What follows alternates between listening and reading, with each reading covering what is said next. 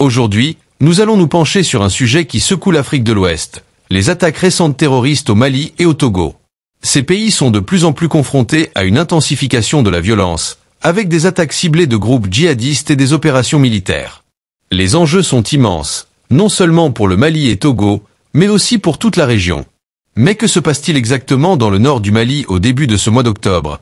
Et quels éléments préoccupants émergent dans ce conflit? Explorons ensemble cette situation complexe et troublante. Nous verrons également pour le cas du Togo. Pour commencer, revenons sur les attaques qui ont récemment frappé le Mali.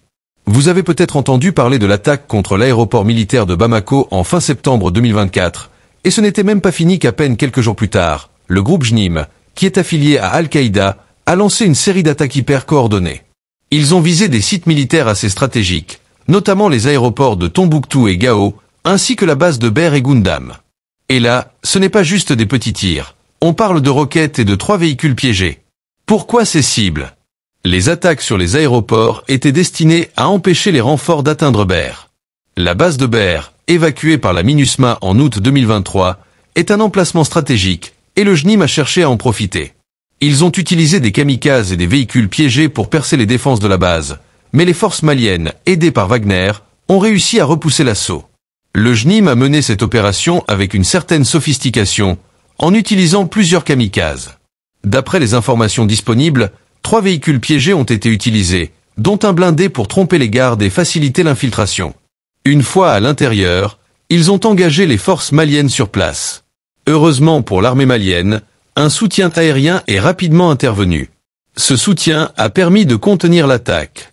Un des éléments décisifs pour l'armée a été la mort du commandant djihadiste pendant l'attaque, ce qui a probablement joué en leur faveur pour repousser les assaillants.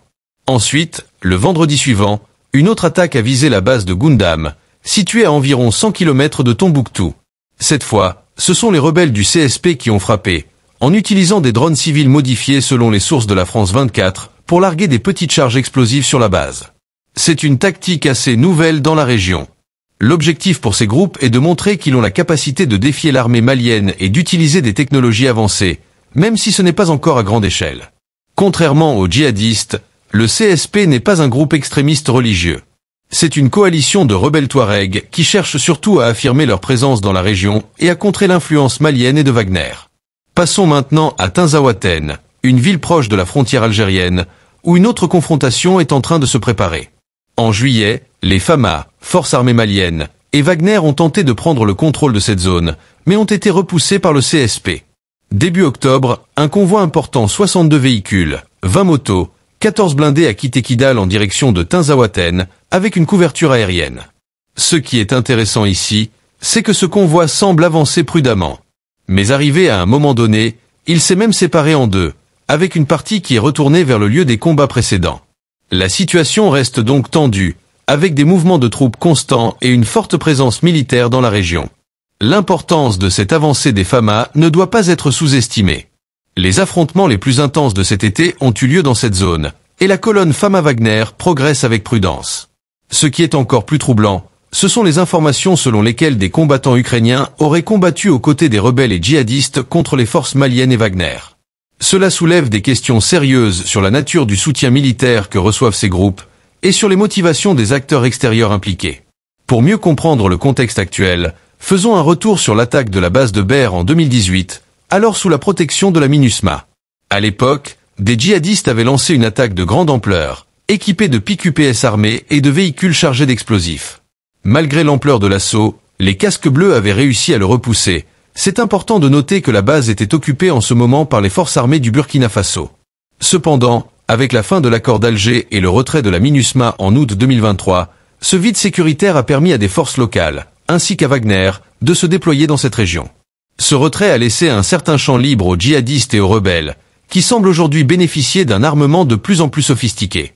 Ce constat invite à réfléchir aux sources de ce matériel militaire avancé, qui ne semble pas être de simple fabrication locale. Notons que récemment, Niger a saisi à sa frontière une grande quantité importante de matériel électronique destiné à ces terroristes et rebelles du Nord Mali. Donc, le retrait de la MINUSMA des bases de Ber et Goundam en août 2023 a marqué la fin d'une certaine présence internationale dans ces zones. Ce départ a non seulement laissé les forces maliennes et Wagner pour sécuriser ces régions, mais il a aussi exposé les populations locales à une recrudescence de la violence malgré qu'une grande partie des territoires maliens est désormais sous contrôle des FAMA. Les attaques qui ont suivi montrent que le vide laissé par la MINUSMA est difficile à combler mais pas impossible pour les FAMA. Ce qui est encore plus préoccupant, ce sont les rumeurs persistantes selon lesquelles des drones civils modifiés pour un usage militaire seraient utilisés par des groupes armés. Ce rumeur circulait depuis un certain temps que ces terroristes ont maintenant les drones dans leur arsenal militaire. Alors comment ces groupes obtiennent-ils ce matériel? Et qui les assiste dans la transformation de drones civils en armes ou même dans l'acquisition de ces drones? Ces questions demeurent sans réponse claire, mais elles soulèvent des inquiétudes quant au soutien logistique et militaire que reçoivent les rebelles et djihadistes dans cette région de la part des forces extérieures. Les pays du Sahel ne sont pas très bien protégés dans le domaine aérien, et l'acquisition de drones par les groupes armés changerait énormément les dynamiques de ce conflit. Par conséquent, il est urgent pour les autorités du Sahel d'adopter une nouvelle approche face à cet état de fait. L'impact des drones est déjà visible dans des conflits comme celui entre la Russie et l'Ukraine, où ils ont changé le cours de certaines batailles. Cela soulève alors une question cruciale. Qui sont les véritables fournisseurs de ces équipements aux rebelles et terroristes? Comment ces groupes parviennent-ils à se procurer et à transformer ces drones? Ces attaques récentes au Mali, au Togo montrent que le CSP et JNIM disposent d'un armement de plus en plus sophistiqué, capable de surprendre les forces maliennes. Les méthodes employées, telles que l'utilisation de drones pour larguer des charges explosives, illustrent non seulement la détermination des groupes armés, mais posent aussi la question cruciale des origines de leur matériel. Se pourrait-il que des acteurs extérieurs jouent un rôle dans cette montée en puissance? Cet été, la région de Tinzaouaten a été le théâtre de violents affrontements entre les forces maliennes et les rebelles du CSP. La bataille de juillet a été particulièrement coûteuse en vies humaines. Depuis, les troupes maliennes, avec le soutien de Wagner, se réorganisent, mais les risques d'une nouvelle confrontation restent extrêmement élevés. Car Tinzaouaten est une ville stratégique pour les rebelles que pour les FAMA.